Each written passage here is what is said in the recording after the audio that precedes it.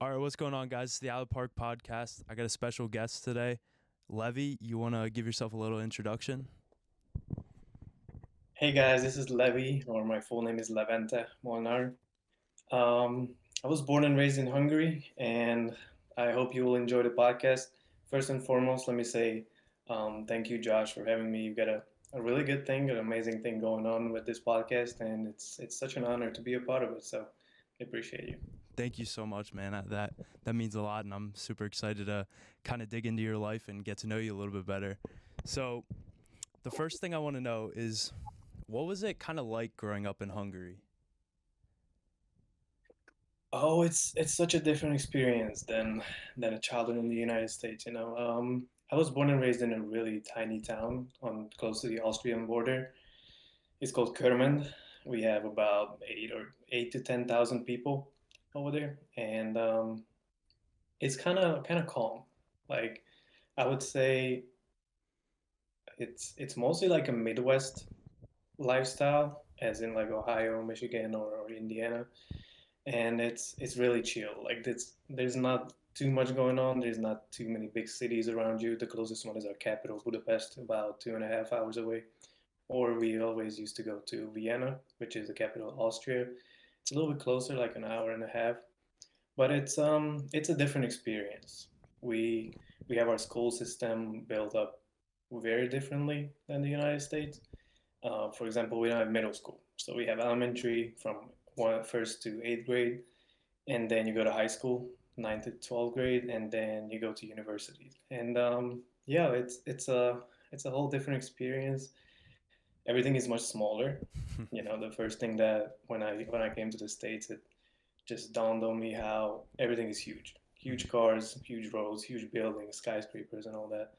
And that's not something you would see in Hungary. So, when you came over to the United States, where was like the first place you kind of went? So I landed in Detroit in 2020, Michigan, Mm-hmm. because I was blessed enough and fortunate enough to receive a basketball scholarship. So college basketball took me over here. That's what got me to the States. And like I said, as soon as I landed, my coach, Noel Emmenizer, shout out to him, he picked me up, and I was like, he picked me up in a Dodge Ram.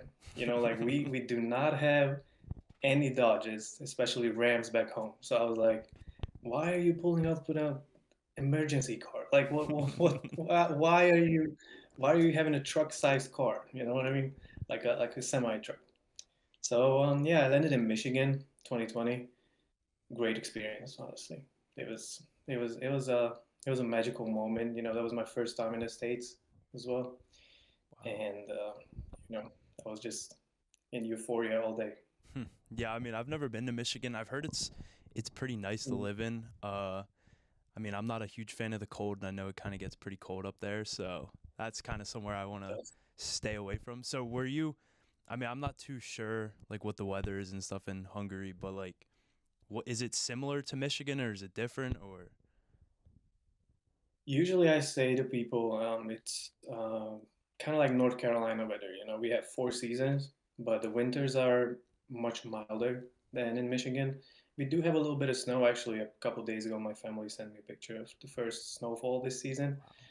We do have a couple inches every once in a while, like maybe twice or three times in 3 months in the winter months.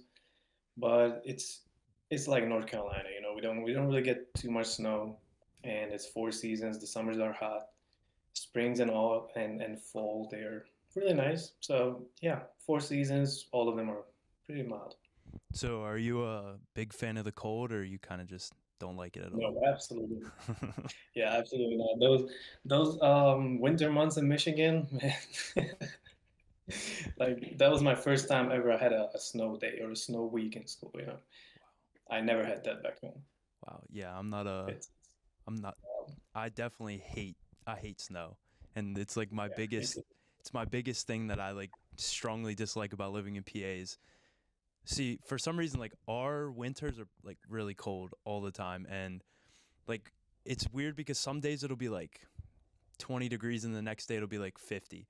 So it's like it kind of like you get your hopes up, and then it just goes right back down to like 10 degrees, and it's always so cold and it's so long. And I mean, it just kind of depends on the year. The years sometimes it's like you'll have a longer winter where it's cold a lot more, and then sometimes you'll kind of get warmer weather throughout like the spring a little bit more and everything like that. But yeah, I can't handle. I hate the cold, and it's like I'm definitely with you on that one. yeah, no, it's definitely my least favorite thing. But now you live in LA, so how is that different from everything you've experienced? Whew. Um, it's different, much different than Michigan. And let me backtrack a little bit. From Michigan after graduation in 2022, I went back home to Hungary because I had to graduate from Corvinus University of Budapest back home as well. So I was actually one of those people that was lucky, Hmm. well, somewhat lucky with COVID.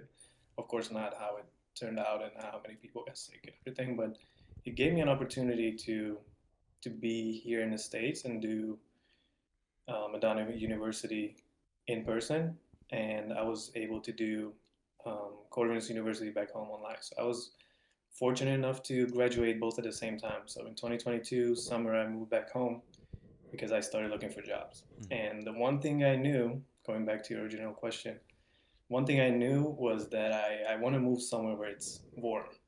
So my goal became to get into finance, or that's what my degrees are in. Get into finance or banking or some type of job that has to do with money. And I ended up in Florida. So my goal was to get to Florida. And early 2023, I landed a job in investment banking down in Miami. I was there for 2 years, and now I'm in LA, like you said. So LA, whew, weather is amazing. If I like, the two extremes. Michigan is mostly extremely cold, especially in except for the summer months. And then there's Miami, which is extremely hot all the time, hot and humid. You're sweating nonstop. So this LA is you have a little bit of both. Like it's warm, but you can still layer your outfits. You can still put something nice on, and you're not sweating your balls off all the time. You know what I Hmm. mean? So the weather is amazing. I love it so far. There's barely any rain, and yeah, if I had to choose, LA weather or California weather is the same thing amazing. So would so is California your like favorite place that you've lived so far?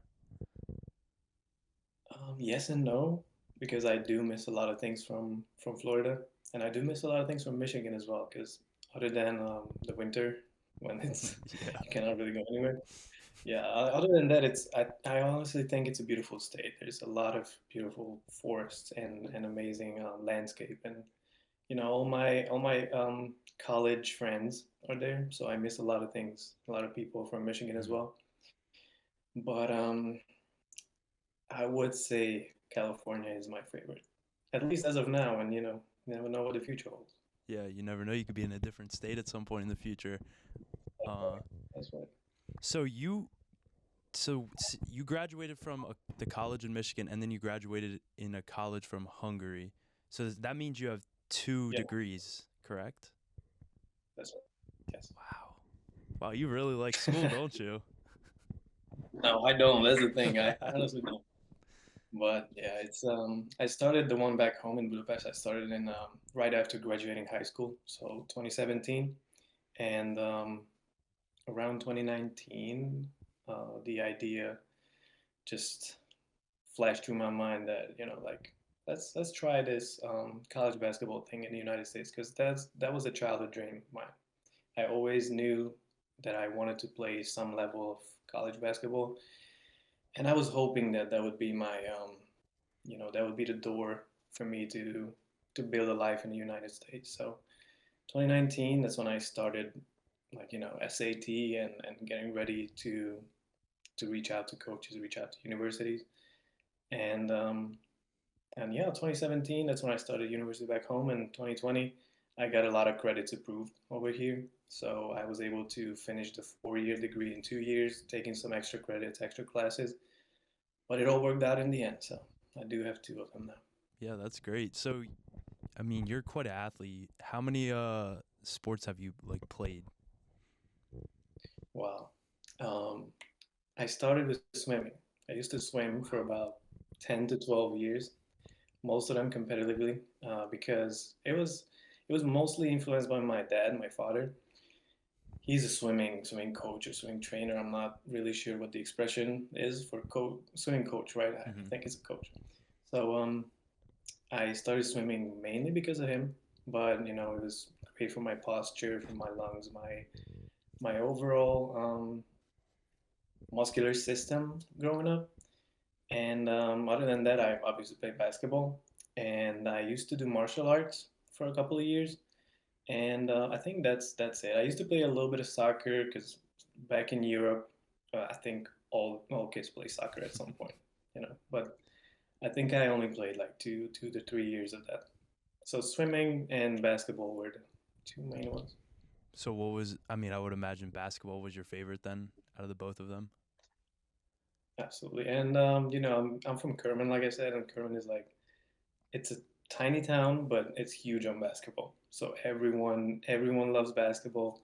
We've been a top team in the league Hmm. for many years. The team has been playing in European leagues, so like not EuroLeague, but a couple levels down FIBA, the Euro Challenge. So it's everyone is like going crazy about basketball over there. So it was easy to choose basketball. So did you ever want to like?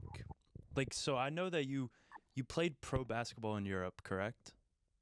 That's right. So Back in my hometown. what was that like? Kind of like.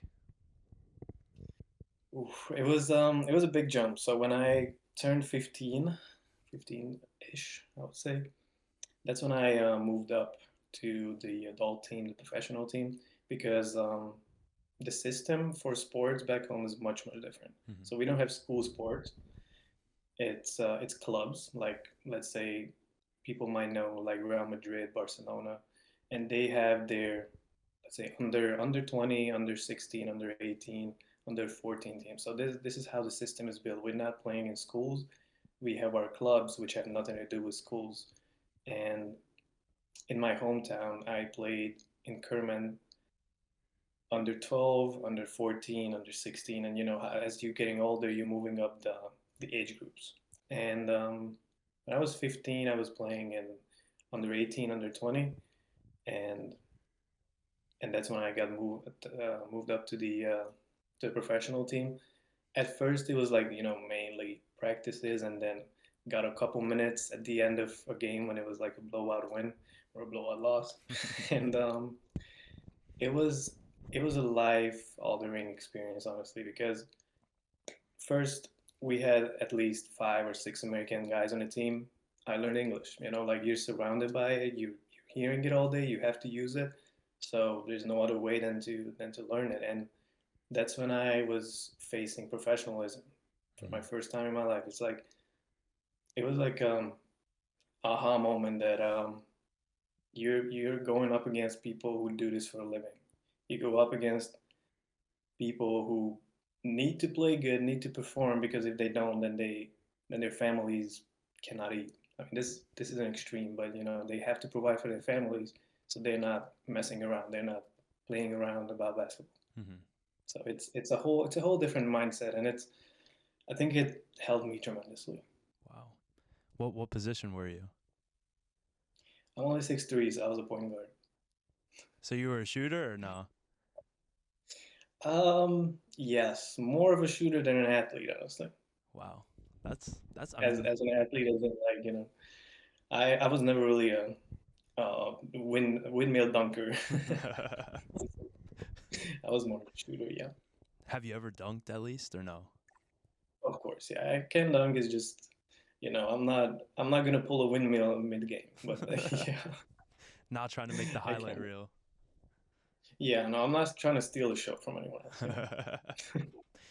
Did you And ever? also, if you make it three, that counts as three. A windmill counts as two. So, if you do the math, That is very true. That's a very big point. And I right? think a lot of NBA guys could learn from that exact statement where it doesn't really matter how you get the windmill, like it looks cool and everything, but you're getting one less point if you shoot from three. So like pull from three more often. So was the NBA ever like a goal of yours, or were you kind of just like we're done with basketball? Honestly, realistically, no, it wasn't. Like early on, I knew that I'm just not born for that. You know, I think it's important to see it clearly Hmm. how far a sport can take you, or your abilities and God-given talents can take you. It wasn't a goal. I knew early on that for me it was gonna be college basketball, if Hmm. so, and thank God it happened. But yeah, no, NBA was never an achievable one. I mean, it's really hard to get into college basketball because how small like the rosters and everything are. So just Yeah. that itself is a huge accomplishment. And I mean, did you so you played 4 years of college basketball?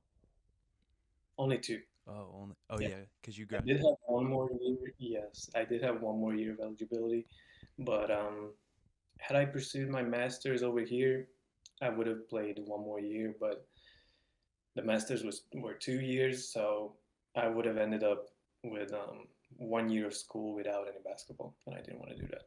I So mean, I cut it short, let's say. I mean that's a Yeah. valid thing. I couldn't imagine going to college and not playing a sport. Like I'm currently, like this is coming up on my fourth year, and like I finished after this year, so I played 4 seasons. But I'm going to do my masters, but I unfortunately don't have any more years after this year, so I'm doing my master's online, just getting into work, like seeing what life has to provide. So I totally get that, and I mean, it's also like a new, you're in a whole new environment and everything. So like, I mean, I don't know, like I kind of wonder what it's like. Like I've always wanted to live outside of the U.S., just like kind of experience like what everything is differently, and because like I know, like I mean I've never been outside of the country, so it's I know it would be like a huge like difference between the like lifestyles and everything, and I mean like you said like there's a lot less people over there, and so was it hard to kind of adjust to like I mean I guess like so Miami's pretty populated. Was it hard to adjust to so many people and like all the traffic and everything like that? Absolutely, and not only that, but as you know, Miami has a lot of Spanish-speaking people, Hmm. mostly from South America. So it's not only adjusting to the American lifestyle or the American culture, you have to like deal with, quote unquote, deal with South American lifestyle too. Hmm. It's a beautiful thing because it's such a great experience to face different cultures and learn from each. But yeah, it wasn't only one. It wasn't only the American. It was a lot of South Americans, especially Cubans down there or Argentine people. And like you said, traffic. Oh my God, gridlocks everywhere. I've never seen that in my hometown. You know, Budapest has a little bit of traffic here and there, but nothing like this. Like, oh my God.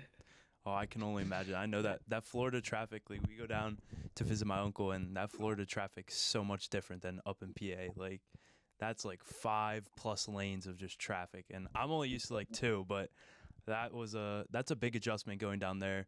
And so when did you have the opportunity to like learn any Spanish, or did you kind of just? I started, Mhm. and I'm still doing it, and I hope I'm getting better. I think I am, but it was it kind of reminded me of the same experience I had when I was 15 with English, that I was surrounded by it. So you hear most of the time you barely don't even hear English down there. Mhm. So I started just pick up on it, and of course I'm learning online. So I do understand a whole lot of things, almost everything now in Spanish. It's just I'm a little slow to respond yet, but Mhm. I'm getting there. Yeah, but it's a beautiful language. It's amazing. So I definitely want to learn it. You know. Yeah, I mean, in high school, I think well, I took like a semester of it in college and everything, but like I tried to learn it.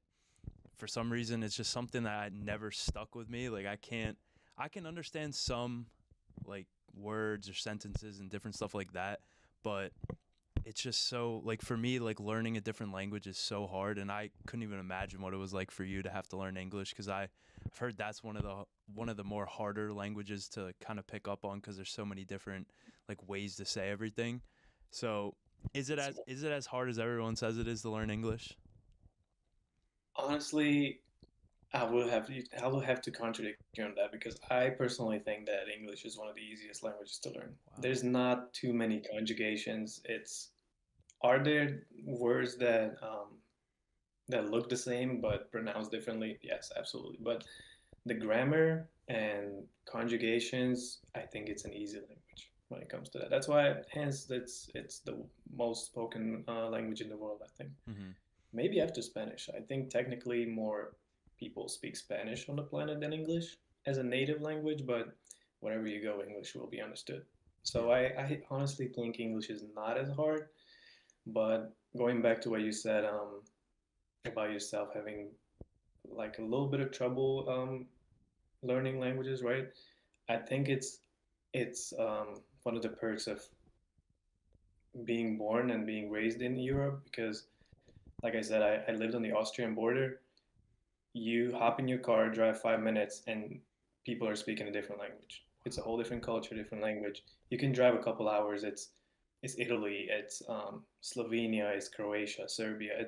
All of them have different languages, and we are exposed to this early on. Like as soon as you go to elementary school, or as soon as you can pick up on languages, whenever your family goes on a holiday in the summer, you go to Italy or Croatia because we don't have a coastline. But you hear a different language and you just get used to it. And this is something that kids in the USA like you just can't. You no matter where you go, you're gonna speak English. So Hmm. yeah, it's I definitely understand that it's much harder for you guys because you don't hear it. You don't hear anything else but English growing up. Yeah. Yeah. No, that's yeah. It's pretty much just English and Spanish. Especially around me, like it's mainly English. Like you'll get a couple people that like only speak Spanish, and I know, like I did a couple jobs for like landscaping and stuff, and there was a lot of guys that spoke Spanish. So trying to like, I mean, they also knew English, but like they were still in the process of learning, so it was a little bit more difficult to communicate with people. But it is such a interesting thing to like try to like learn different languages and everything. And I mean, at some point in my life, I wanna be fluent in another language. I don't know how achievable that's gonna be because for some reason I just can't learn that type of stuff. But it's definitely something on my bucket list to learn some sort of other language. And so, how many languages are you fluent in, and how many can you like understand? I'm fluent in Hungarian, German, and English, and I can understand Spanish. I can understand some Croatian because my brother-in-law is Croatian, and I had a bunch of Croatian coaches throughout the years.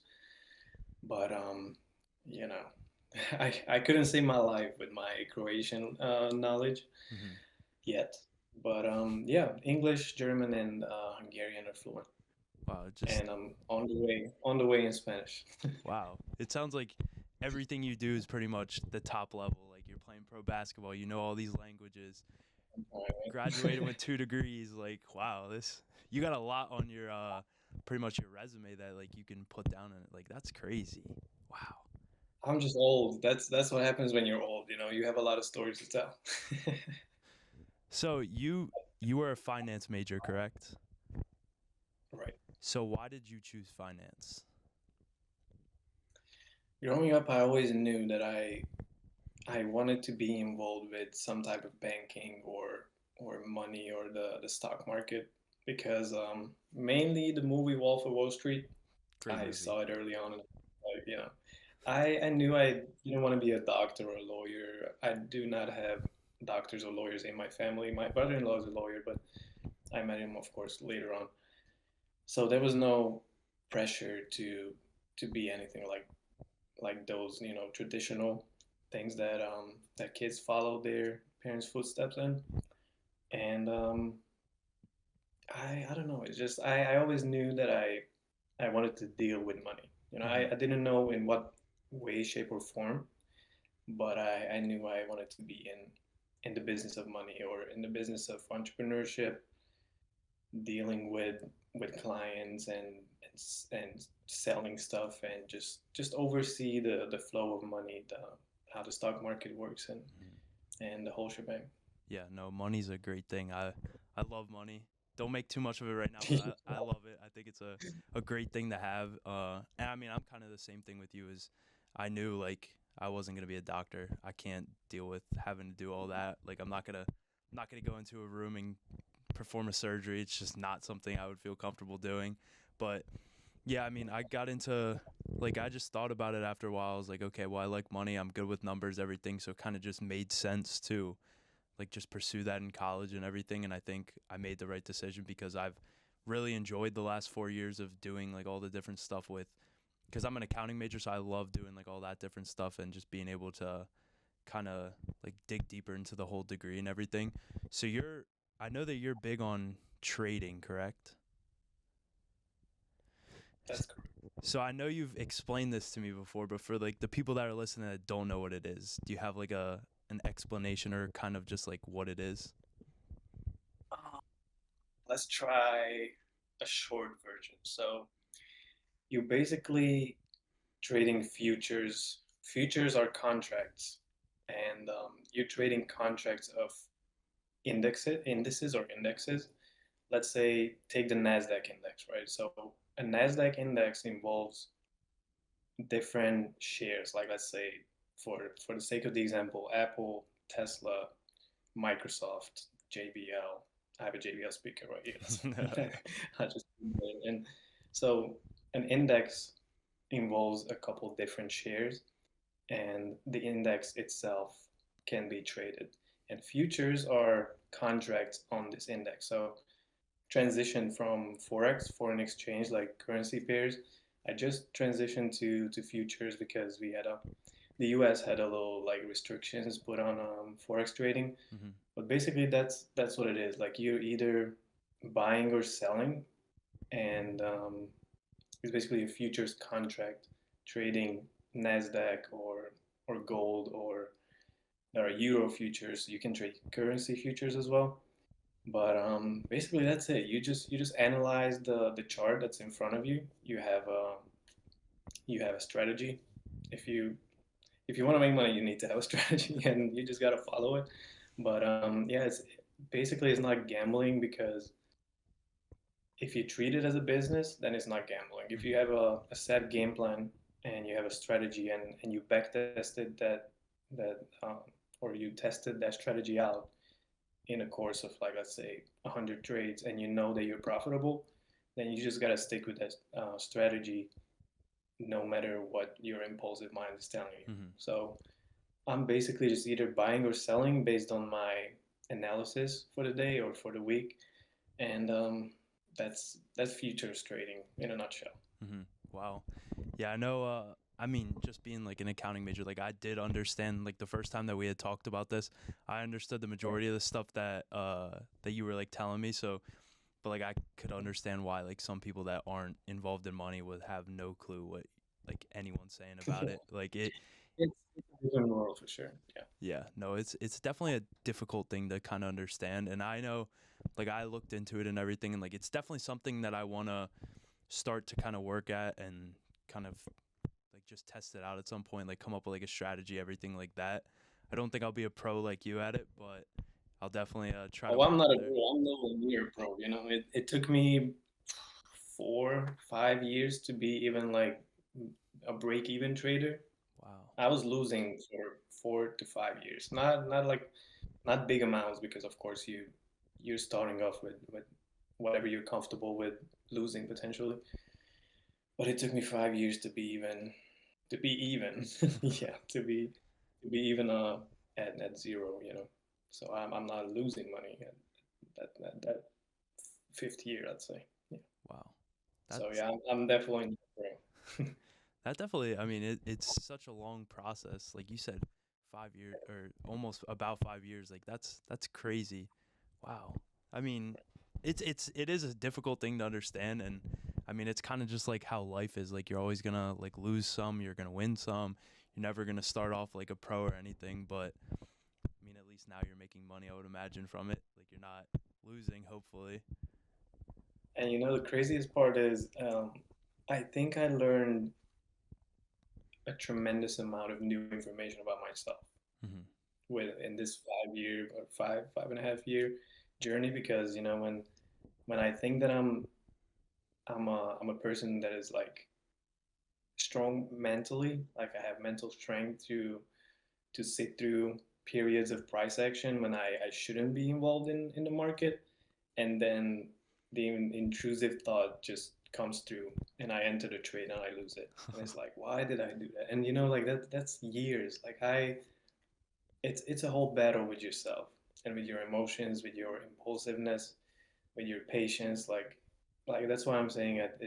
It's not only learning about the market and learning about a strategy because that's the easy part. Like the technical part of it, of how to read a chart or figuring out what works for you, what type of trader you are. You're quick in and out, or you're holding positions for days on end or even weeks.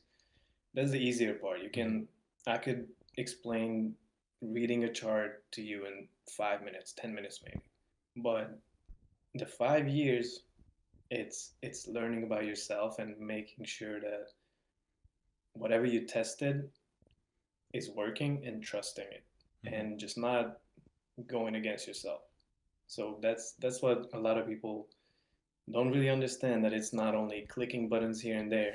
It's learning about yourself and just trying to like restrict yourself sometimes. Hmm.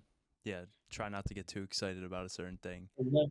Exactly. because it could just That's backfire right. at any moment. But so for someone Oh, that absolutely. is kind of looking to get into it, what would be like your advice for someone that just wants to maybe like just learn about it or even get into it? I would say look up a couple different traders who are proven to be profitable, and not only these gurus that will try to sell you a course. Whoever is trying to sell a course, they might make money trading. That's my personal opinion. They are probably making money trading, but 80% of their income and all the Lamborghinis and stuff that they're showing off, those are from the course. Hmm. So if they're trying to sell you a course, beware. But I would find a good mentor and just learn the basics, like the chart reading, the price action basics, and then just test. See what works for you.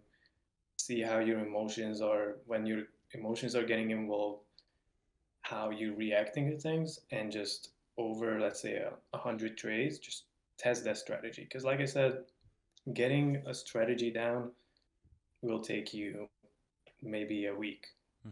but then you have to test it out. If you find it for the first on the first try for the first time, perfect. But chances are you won't. So you just try something different and just keep trying until you find something that's profitable, and then the emotional side comes in. But starting off, I would just say try to find a mentor whose style or maybe even personality resonates with you, and learn the ins and outs. And after that, when the emotions come in, that's when the real journey begins. But yeah, the technical part is what started it. Yeah, no, you definitely have to control your emotions when doing that type of stuff. So Yeah. sometimes it's hard for some people, but that's I mean that's great advice, and I think that I mean it seems like because you don't have to start with that much money, do you? You can start with zero. You can start with zero money, literally. You just there's so much free content on YouTube, or of course there are people who are selling courses. Hmm. They are profitable, so there are a couple good examples as well. But I honestly don't think you don't. I honestly don't think you need a course. Hmm. So you can just find the basics online on YouTube, and you open a demo account, Monopoly money, and you just try on error, see what works, see what doesn't, and yeah, that's why I honestly think you can start with $0. Wow. Yeah. I mean that. I mean, it seems like it's not harmful if it's a demo. Like you're not losing Watch. your own money or anything. You're kind of just learning how to do it yourself, and then if it's something you enjoy, you just keep going with it. But so, did you learn? How did you kind of learn to get into all of this? It was a childhood friend of mine who introduced me to it back in 2018-ish, Hmm. and I literally remember the day he came up to me and he started talking about this thing called trading, and I'm like, well, okay, yeah, stock market. Just he had a couple different ideas prior to that, like he tried to convince me that he figured out a way on blackjack to always win. So I was a little like um, skeptic about his trading stuff, but then I actually was interested in it because, like I said, I saw that this was something that was very similar to what Jordan Belfort was doing, Mhm. other than the illegal stuff. But it was something about the stock market and stuff, and from a very young age, I knew I wanted to be involved in the stock market in some way, shape, or form as a broker or something.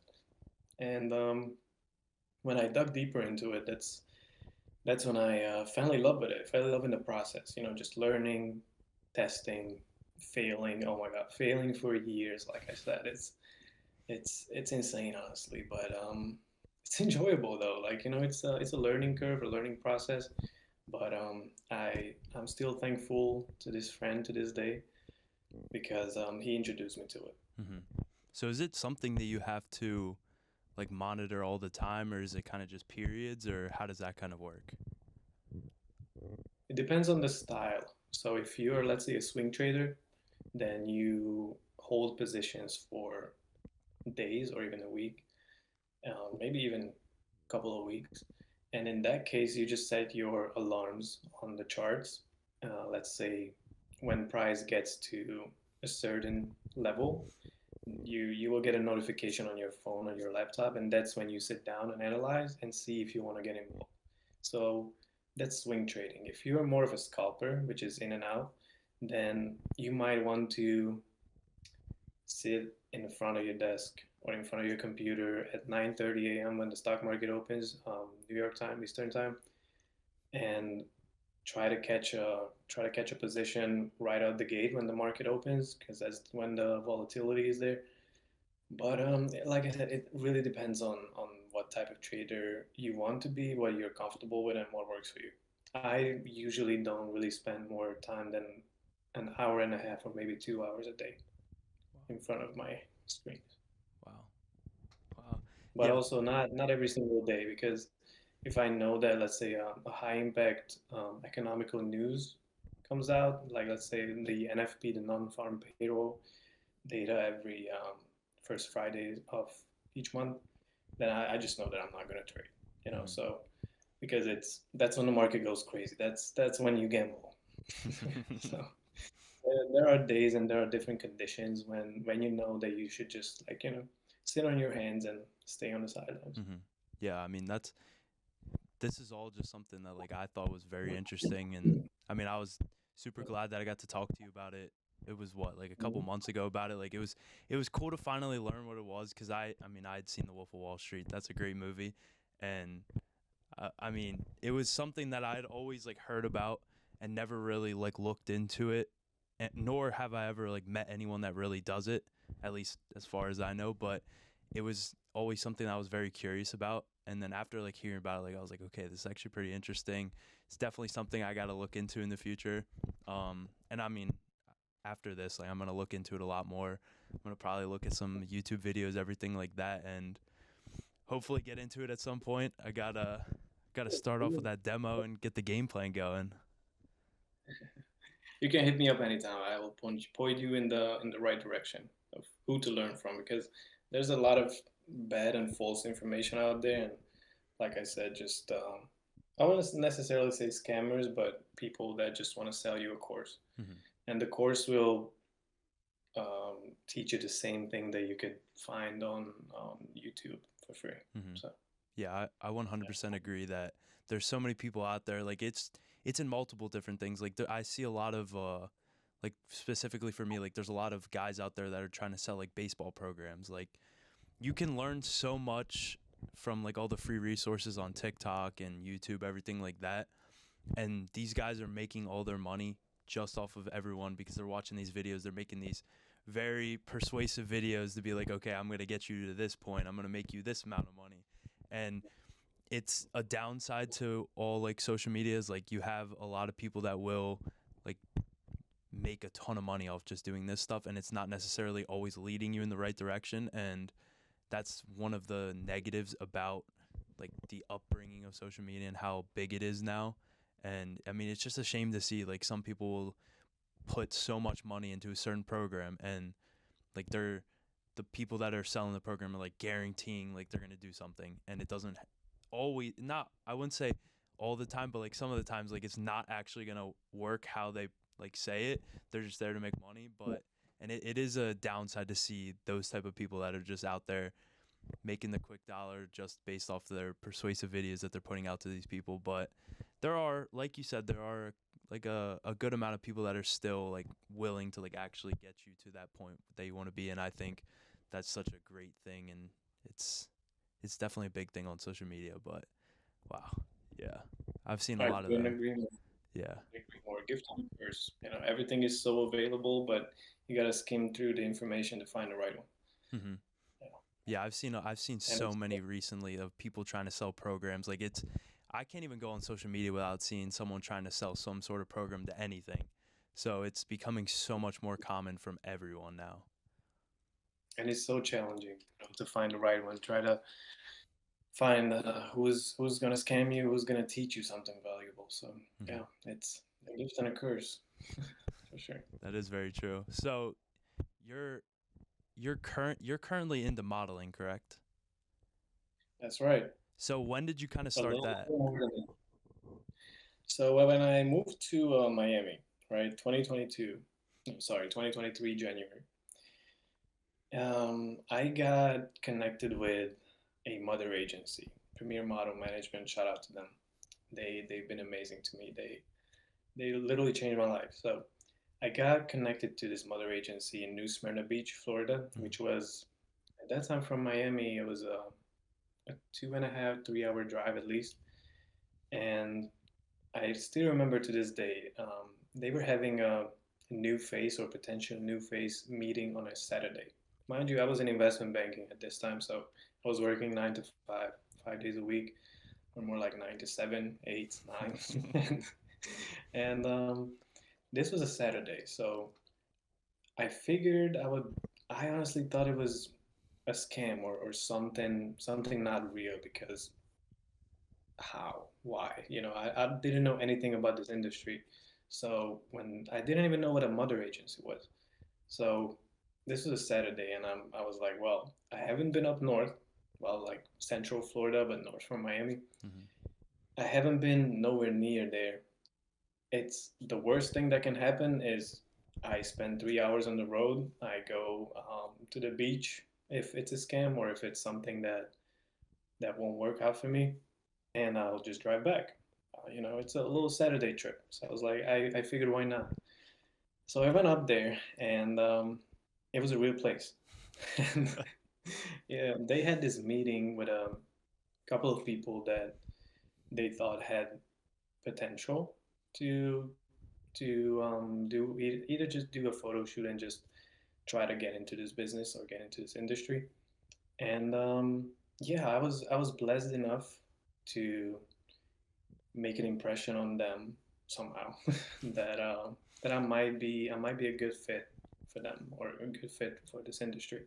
So we agreed to work together, and a couple weeks later, or about 2 weeks later, they invited me to do a photo shoot, like a portfolio shoot, first time ever. And I went up there again, New Smyrna Beach, and we took a bunch of pictures, professional pictures, and I had my portfolio.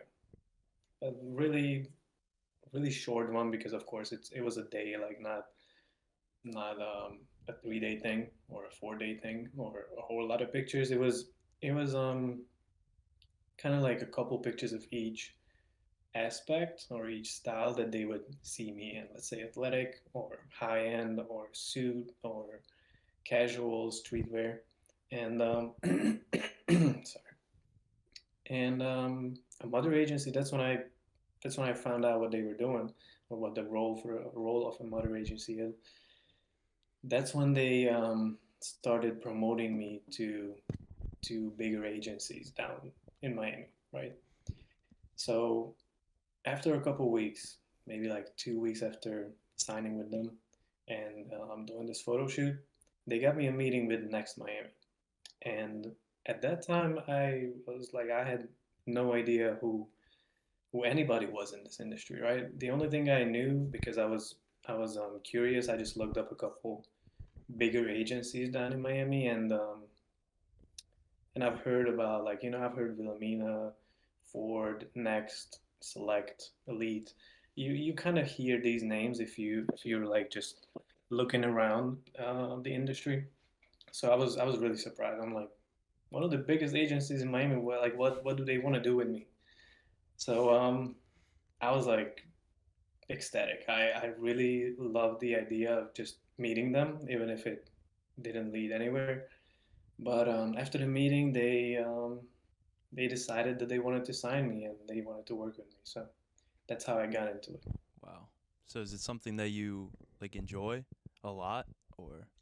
Absolutely. Yeah. I didn't know, I had no idea that I was gonna do this. When I got into investment banking and even before that, when I was studying finance or like you said, business major, that's what I thought I was going to do. I knew I wanted my own like company or I wanted to be like some type of a contractor or entrepreneur at the end of the day. But um, but I had no idea I was going to be in the business in the modeling business. So yeah, I mean, that's a cool thing it's to get into. right. And to go back to your question, do I enjoy it? Absolutely. That's- I think it's a great opportunity to get paid to basically do what you do anyway. Just keep your body healthy, mhm. stay in shape, eat clean, take care of your skin, take care of your body, and get paid for it. It's there is nothing better than that, I think. Yeah. I mean, it's definitely a difficult thing for like to kind of just cuz like I would imagine you have to have like your like specific requirements and everything for each photo shoot, correct? Like body, like everything like that. Honestly, there's not really like a list of requirements. Mhm. It's just they see your pictures in your book because afterwards I when I signed with Next, they send me to a bunch of different photo shoots so I could like build a book, and like a portfolio. And when that portfolio is done, that's what they are pitching to clients or submitting. And let's say when the client reaches out to a big agency like Next, that they have this project, they are looking for guys that are all like between, let's say, 6'1" and 6'4". They have this type of hair, they have this type of vibe. So they give a couple criterias to the agency, and based on those criterias or requirements, the agency sends them, let's say, five Mhm. guys, and they choose from those five. But they see your pictures, so basically it's like a given that those requirements are met. Mhm. Because if you're not 6'2", only 6'1", then your agency wouldn't even send you to them in the package. You know what I mean? Mhm. Yeah. So is there I don't know if you can answer this, but has there been like any specific photo shoots that you've like has been like your top ones or are they all just kind of super interesting in their own unique way? Um, I will have to say a recent memory because I got to work for one of my dream brands a couple weeks ago. Honestly, actually a month ago, Mhm. late October. I got a runway showroom type of job for Louis Vuitton. It was in Palm Springs. It was through Wilhelmina because I'm signed with Wilhelmina here in LA. So it's not with next Miami. It's Wilhelmina, Los Angeles. That's a whole different story how I got involved with them. But yeah, this was in Palm Springs, California. That was my first time ever, and it was a really really private event with executives from Paris from Louis Vuitton, and it was a jewelry event. Mhm. And yeah, let's just say I lowballed the prices and the value of those jewelry that they had on us. But it was such an amazing experience, just to have my name associated with Louis Vuitton Mhm. in some capacity. I would say that's number one for now. Yeah. Wow, that's huge. I mean, congrats on that. That's a great brand. Is there any other brands that are kind of something that like I would say like is there any other brands that you really want to work for in the future? I honestly, the athlete in me says that I would love to work for Nike one day, even if it's just like an e-commerce for the website or a campaign or anything. Hmm. I would love to work for Nike. That's the athletic side. But if we're talking more fashion things, I I have to. Saint Laurent would be a top one, honestly. Wow. Yeah, Yeah, I mean a those top are two great brands. Wow. I mean, one. hopefully you get it at some point. That'd be great. And I would imagine, Manifesting it. yeah. I mean, I guarantee you'll get it. Don't worry. Like it'll come through. Hopefully it's within the next couple of days. That'd be pretty cool. Like we just talked about it, and then they reach out to you. That would be amazing. We have to re-record the whole thing. I'm telling So, oh man, I just had a question. I totally forgot it, and I hate that part of this. you. Oh, so after like your first photo shoot, like seeing all of them, is it weird seeing yourself like have you been posted out in like public in like stores and stuff?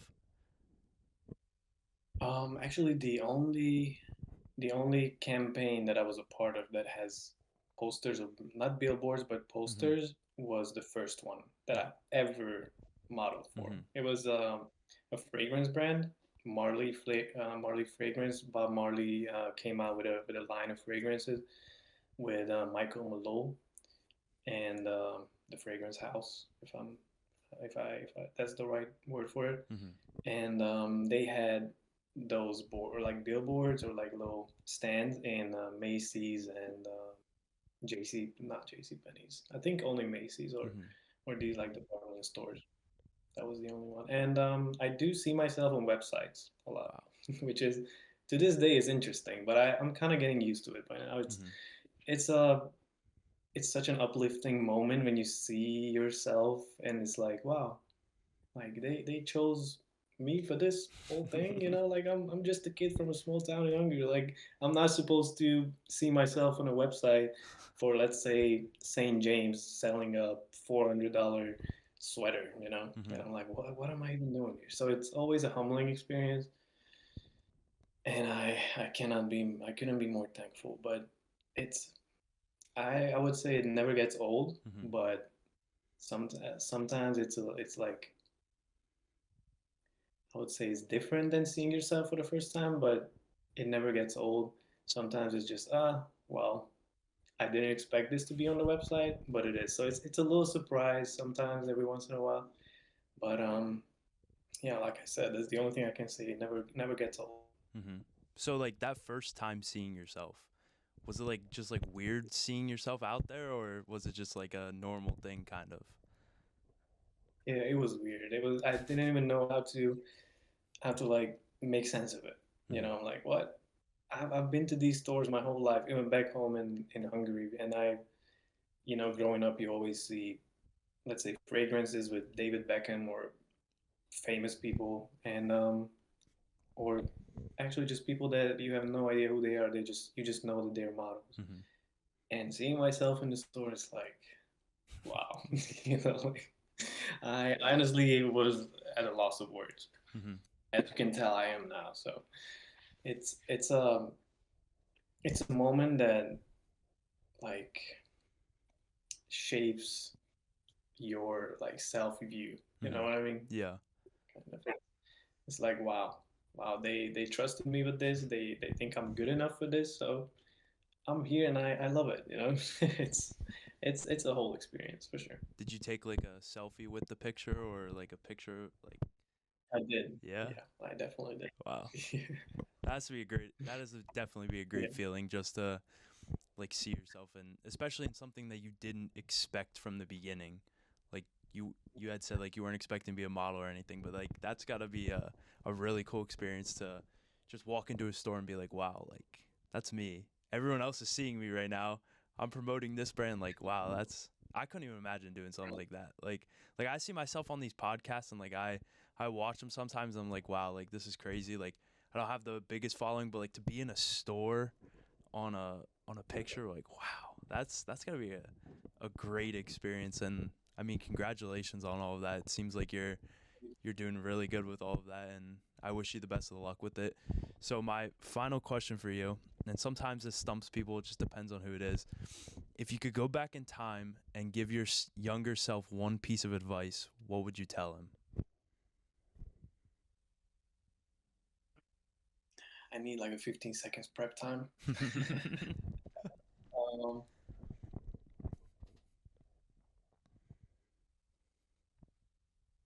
I would just tell the 10-year-old Levi to trust trust your ability in no trust your ability that you will always find a way to do what you want or to get where you want to be. So either we'll find a way or you will create one. Hmm. Because there has been a lot of times when I had no idea how I would get to the United States. I always knew I wanted to be here or I wanted to try and build a life here, but I didn't know what way, shape, or form it will take. But yeah, the thing I would tell him is just like trust yourself and trust that it will work out how it needs to work out. Hmm. Yeah, I mean that's a great That's piece of advice. Kind of goes back to your whole game planning thing. You gotta game plan to kind of important. achieve all this stuff. But yeah, that's great. So, is there any questions you have for me or anything else that you kind of wanted to get into? I would like to ask you about your podcast. What's next? What's a big project of yours? Are we talking like what like a dream project or Mhm. uh I would say my dream project is obviously like I'm slowly working towards growing it and everything, but like have you ever heard of the Nelk Boys? Yeah. I want to get them on at some point. They're like my all-time favorite YouTubers. I see them all around, and I actually saw them in person at one point at one of the college games I was at. Like, I mean, obviously saw them from like a far distance, but I did get to see them. I think that's definitely like they're definitely like the top priority on my list.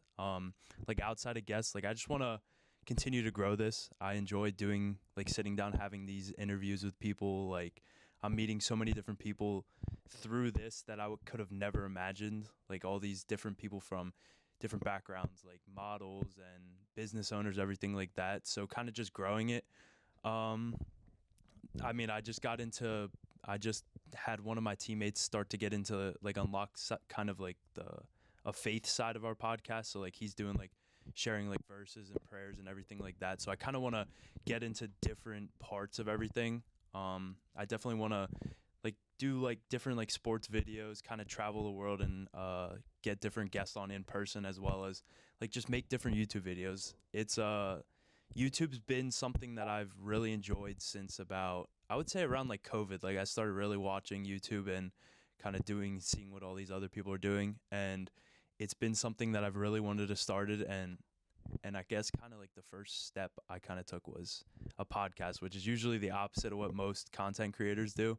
They usually make their content and then get into podcasting, but kind of started it backwards. But yeah, I mean, I just kind of want to grow it. I definitely want to get the Nelk Boys on at some point. I feel like almost my life would be complete if I sat down and had an interview with them. Like that's how much I really want to see it. But yeah, that's pretty much like what I want to do with it. And yeah, I mean, it's just like I love that type that. of stuff.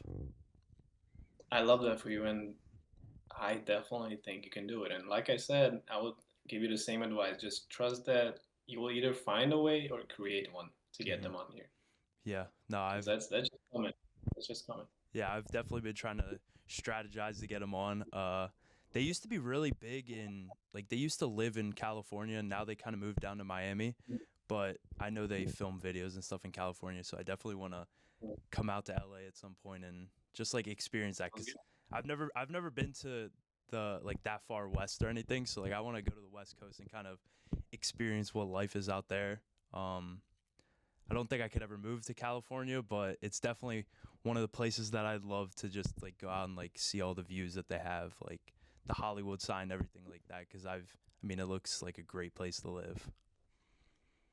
And you never know, you might fall in love with it. And you'll end up here. You never know. That is very true, and I mean, it wouldn't be a bad thing, but I mean, I don't know. I definitely like the whole idea of not having winters and all that stuff out there. Like, I want to be very comfortable. I agree. I couldn't agree more with that, honestly. Yeah. Winter is just not for us. That's the conclusion. No, At the end of the no. day. It's a terrible thing. But I, I wish there was no winter anywhere on in the U.S. That would be so much better. I could travel wherever and not have to worry about it being 10 degrees and snowing. Like I can just show up in comfortable clothes and walk around without having the fear of freezing out there. So, but unfortunately, it's not like that. So, but I just wanted to, is there any other questions? I think that's it. And I definitely see a bright future for you in this industry, let's say. I love that. Thank you so And much. I love how I also love how you have everything like, strategized and planned. It's not just like, oh yeah, I just want to run it up, see how it goes. No, you do know what you want, and that's halfway there. Hmm.